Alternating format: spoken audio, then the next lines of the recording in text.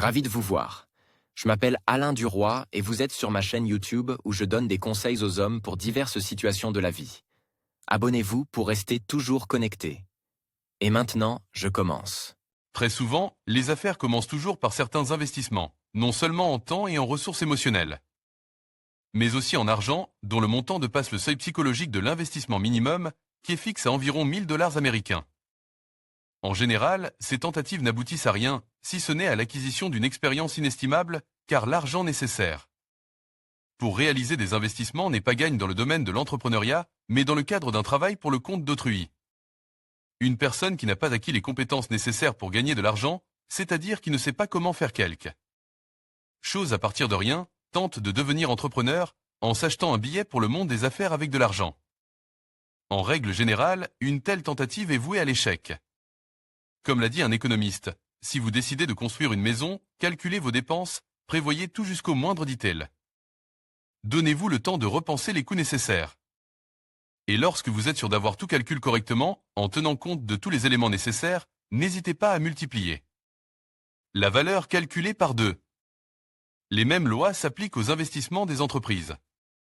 Si vous n'avez jamais exercé le type d'activité qui vous intéressait et que vous n'avez pas l'habitude d'engager des dépenses dans ce sens, vous risquez de vous tromper dans vos calculs.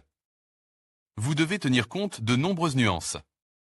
Vous devez disposer de nombreuses informations sur le produit que vous achetez. S'il s'agit d'un produit objectif, vous devez vous renseigner sur la durée et les conditions de conservation, le mode de livraison et le coût du transport, la disponibilité des concurrents chez les fournisseurs, les prix, les remises, la saisonnalité.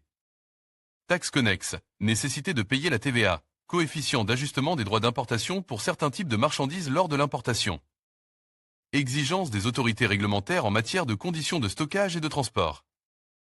Pour les denrées périssables, il est important de savoir qu'un entrepôt équipe d'un système de réfrigération sera nécessaire. L'équipement frigorifique coûte cher, mais en plus, le coût de l'électricité utilisée pour faire fonctionner le système frigorifique pèsera sur le portefeuille de l'entrepreneur. Quels sont les documents requis pour les produits, certificats, licences, etc. Combien coûte l'obtention des documents nécessaires? Parfois, le coût de la préparation des documents peut annuler tout bénéfice éventuel. Il est nécessaire de se renseigner sur les conditions requises pour le personnel de service et les vendeurs. Il faut, par exemple, des certificats médicaux, des vêtements spéciaux et une formation spéciale. Vous devez déterminer comment vous livrerez les marchandises sur le lieu de vente et combien il est rentable de recourir à l'aide de transporteurs ou d'utiliser votre propre véhicule. Quel est le prix des autres intermédiaires, tels que les agences de publicité? Regardez comment vivent les concurrents, et s'il y en a un grand nombre qui se plient aux exigences, il vaut mieux ne pas se lancer.